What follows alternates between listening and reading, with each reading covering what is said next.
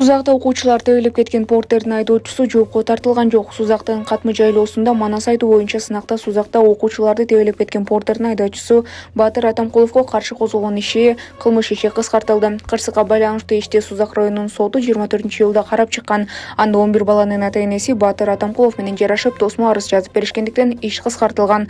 Айдоочу кылмыш жаза кодексинин 312-беренеси менен этиясыздыктан ден соолукка оор залалга келтирүү, автотранспорт каражаттарынын кыймылынын жана аларды коопсуздук эрежелерин бузууга айыпталган. Белгилей кетсек, 2-майда болгон окуяда 29 бала жабыркап, 18 ооруканага түшкөн. Бир нече милиция кызматкерлери тартип жазасына тартылып, райондук билим берүү милиция башкармалыгынын жетекчилигинде иштен алынган. Айдоочу иш-чарага Демирчу атары Балмузда калып барып, унаасынан түшүп, телефон менен сүйлөшүп жаткан кезде портер жүрүп кеткен. Маалымат булагы аралаш маалыматтар.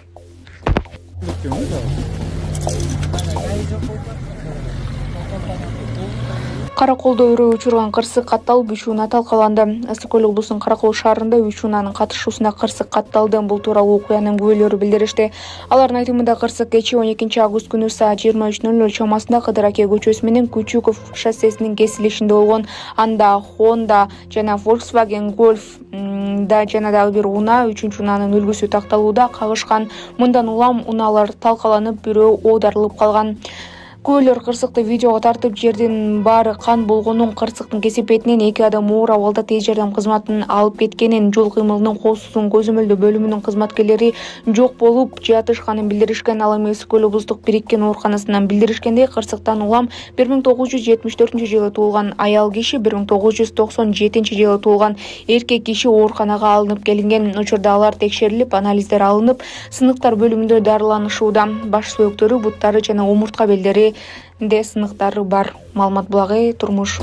Урматтуу Москва шаарындагы мекендештер, эгерде сизди тиш оорусу тынчсыздандырып жатса, анда сизге Умбем клиникасын сунуштайбыз. Стоматология заманбап техникалык каражаттар жана материалдар менен камсыздалган. Жогорку даражадагы адистер өз ишинин сапатына кепилдик беришет. Хирургиялык стоматология, тиштерди кооздоп калыбына келтирүү, кандай гана оор абалдагы тиш болбосун, оорутпай алып салабыз, жулабыз. Тиштерди кесипкөй чеберчиликте, гигиеналык тазалоодон өткөрөбүз. Брекет системабыз да бар. Имплантация жасайбыз. Протездөө, металлокерамика, цирконий жана башка түрлөрдү колдонуу менен сиз каалаган сапатта тиштериңиздерди оңдоп түзөп, салып жана тазалап беребиз. Биздин дарек Москва шаары, ВДНХ метросу, Кондратюка көчөсү 2. Байланыш номеру +7 925 103 22 55.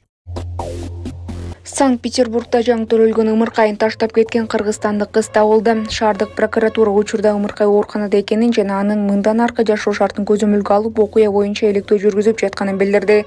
Бала бир күн мурун Купчинодогу төрөт үйүндө төрөлгөн. Анын апасы 34 жаштагы кыргызстандын жараны ошол эле күнү баласын алып медициналык мекемеден чыгып кеткен. Анын өздүгү бат эле аныкталган, анткени баланын колунда биркасы калган.